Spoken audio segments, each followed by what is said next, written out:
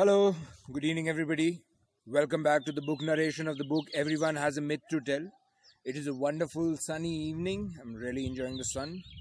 And we are far away from the talks of COVID-19 into our world of stories beyond dimensions.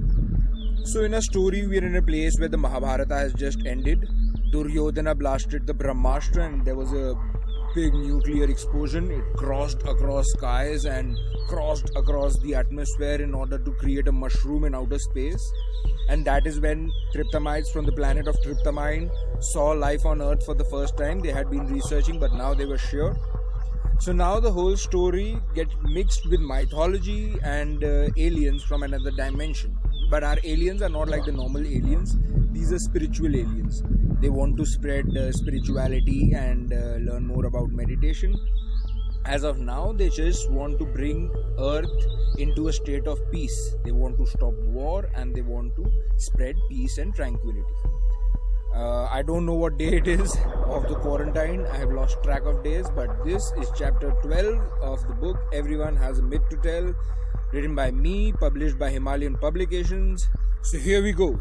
Chapter 12, Everyone Has a Myth to Tell. In a new dimension, in a completely different physical density, in the planet of Tryptamine, matter here fluttered in a new vibration. The atmosphere was liquidy as if underwater, but the air was lighter than water and heavier than wind. Apart from length, breadth, height, 6 more dimensions existed, and the Tryptamites had the ability to walk up their curved walls by shifting gravity. The Tryptamites looked like walking crystals.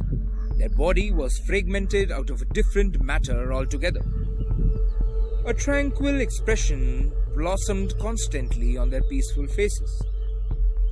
Tryptamites, the being from the 9th dimension, had reached a certain state of inner peace and had trained their monkey minds to live in the moment. Here on Earth, in the 3rd dimensional state, humans were restless and fragile and emotional, always living in the past or the future. In the 9th dimension, on Tryptamine, all minds dwell in a state of calmness. By perfecting the principles of being self-sufficient, the Tryptamites had reached a state of tranquility and bliss. Self-sufficiency, the art of simply sitting still. They inhaled and exhaled like a love affair and made happiness their special skill.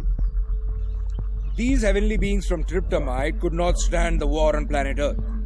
After all, the whole universe was a reflection of Om, and they could not see man killing man go on. So they prepared that dimension shift spaceship Dimethyl 2, neon outlined matte black crystalline craft. The Dimethyl 2 could house thousands of Tryptamites, could withstand any amount of firepower, could go invisible and reach up to warp speed 9.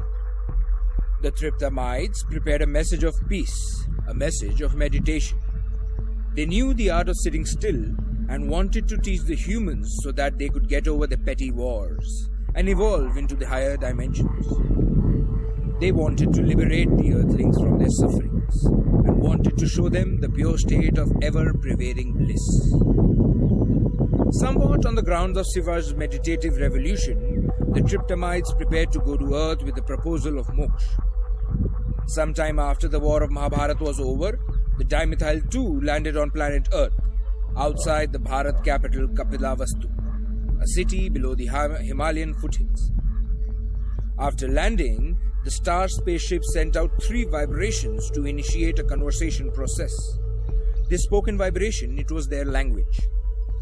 The vibration went across 100 kilometers towards all directions. 3 times everything tenderly trembled across Kapilavastu.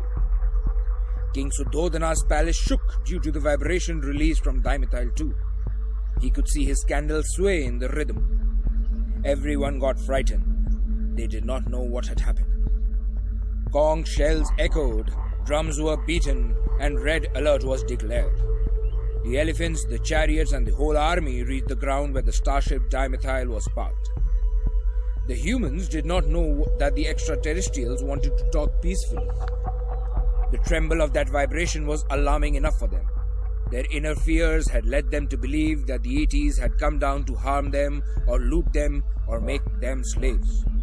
With weapons aimed at the spacecraft, using a conch shell loudspeaker, the king Suddhodana asked them, "What do you want?" For a while there came no reply, and then suddenly another vibration was released. The vibration made the ground shake. Elephants and horses started to jump and panic. The whole army went into a frenzy. No one understood that the vibration that dimethyl-2 had sent meant to learn. The triptamites wanted to learn and share. They wanted the humans to evolve to a state of peace and tranquility and happiness. But the ground shook and everything was misunderstood. The mind of man understood nothing beyond war. The soul was attached to materialism so much that everything was a threat, no matter however friendly the intention. "Fire!" shouted the king, and wrath was unleashed upon the spaceship Dimethyl-2. The army shot arrows upon arrows from their weapon of mass destruction and shed tons of firepower on the Dimethyl-2. But the ship took it all without a flinch. It was designed to take any amount of fire and had no weapons of its own.